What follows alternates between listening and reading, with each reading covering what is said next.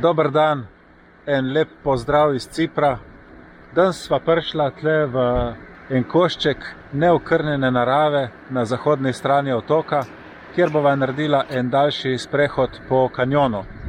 Potem bova šla dol v mesto Pafos, kjer smo pristali z letalom. Nazadnje si bova ogledala pa še eno precej novo razbitino ladje, ki je nasedla šele leta 2011. Za hojo je tako super vreme, rahlo oblačno, prijetnih 20 stopinj Celzija. Jaz bom pa najprej poskrbel, da se preobujem.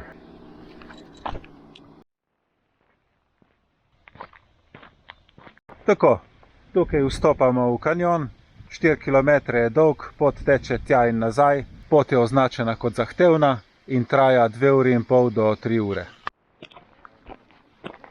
Takoj na vstopu na to pohodno pot sva naletela na eno večjo skupino turistov z vodiči, tako da upam, da so oni zdaj zapustili kanjon.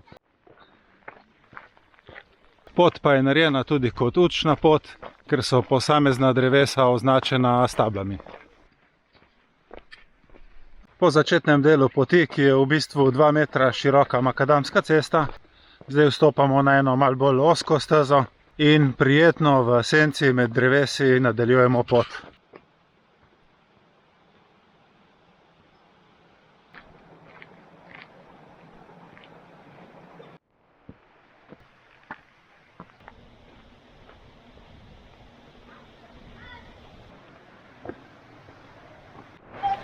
Tle smo pa že videli malo tega kanjona na prvem kilometru poti. Pot je zaenkrat super, vsake toliko pa moramo prečkati kakšen potoček. Na internetu sem prebral, da je v zimskem času tukaj bistveno več vode in da so določeni ljudje večino poti prehodili bosi oziroma v japonkah. Super, presenečenje, že na 2. kilometru poti vstopamo v ta kanjon. Sem mislil, da bo to kasneje. Kljub temu pa ne bova sama tukaj, ker je še zmeraj ogromno turistov. Evo, kako izgleda ta kanjon. Mi gremo kar tukaj naprej po soseski noter.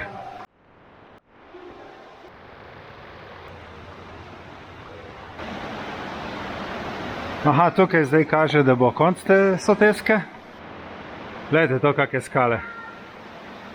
Se bomo pa vračali po isti poti nazaj, tako da, če sem karkoli pozabil posnet, bom posnel nazaj grede. Čeprav je tukaj slab signal, mi Strava vseeno kaže, da sem prehodil že 1,5 km. Imam pa občutek, da večina ljudi pride sem samo zaradi tega kanjona.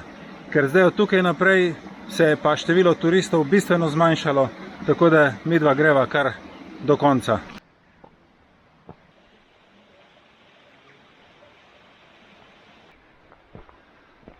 Dol od spodaj, ko smo večkrat mogli zlesti čez ta potok, je ogromno ljudi zdrsnilo na teh vlažnih kamnih. Jaz nisem niti enkrat padel, samo pošlato sem, če je mrzla voda.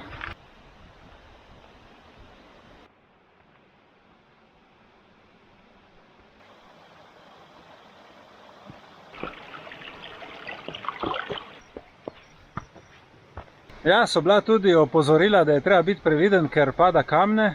In evo, zdaj sem videl eno skalo. Tu sigurno ni bilo tako dolgo nazaj, če je drevo od spodaj. V drugem delu se je pot malo umirila, smo na eni taki prijetni stezi in vse, kar je to, da se vzpenjamo po potoku navzgor.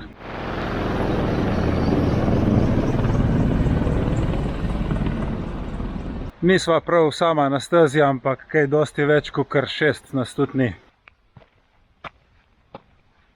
Zaenkrat še zmeraj hodva ob potoku. V zadnjem kilometru poti se pa steza odcepi desno, proč od vode. Tako da takrat bova vedela, da sva v sklepni fazi. Ja, sigurno smo se zdaj odcepili od potoka proč in gremo desno v zadnji kilometr poti.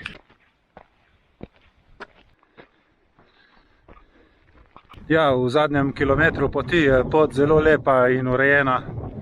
Tako da sem prepričan, da bova kmalu na koncu.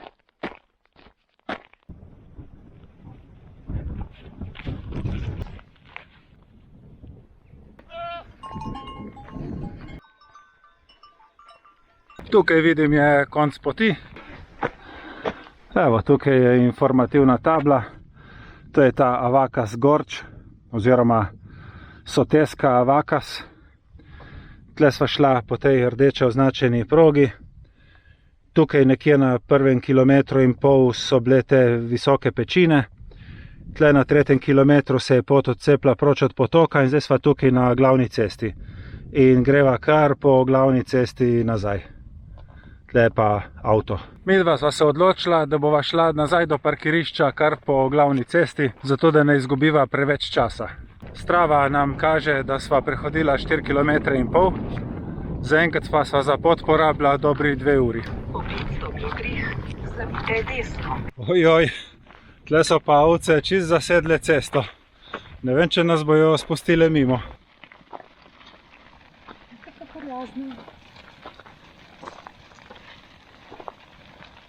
Kar omaknile so se.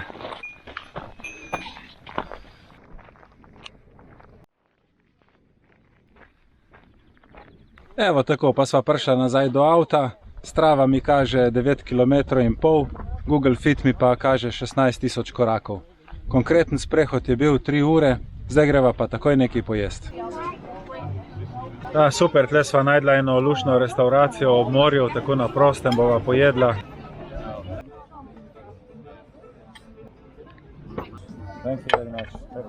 Jaz sem bom privoščil en tunin burger. Soproga bo imela pa lososa v solati. Tako, zdaj po kosilu sva prišla v Pafos. Brez kakšnega posebnega razloga, pač to je mesto, v katerem smo pristali z letalom.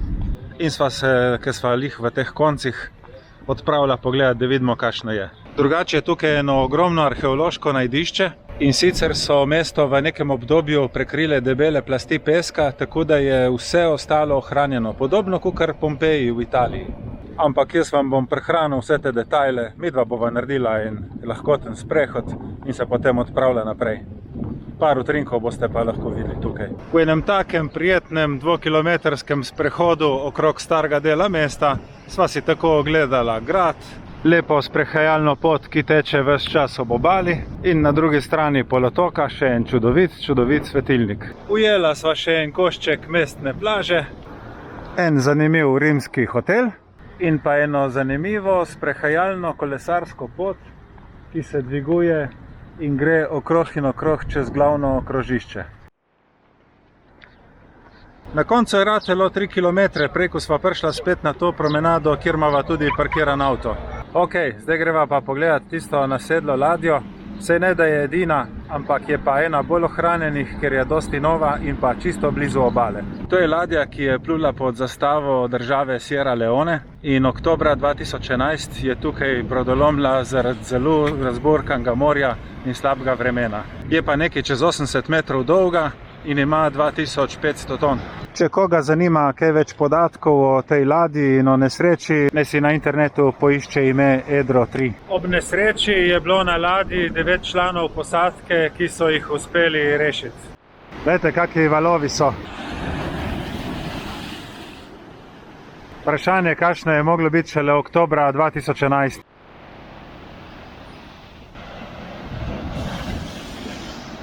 In tukaj izpred te ladijske razbitine vas bom jaz tudi vse lepo pozdravil. Hvala vam, ker ste si vzeli čas za ogled tega videa. Hvala vam za vse všečke, za komentarje, za nove naročnike. Bodite fajn in se vidimo prihodnjič. Čau!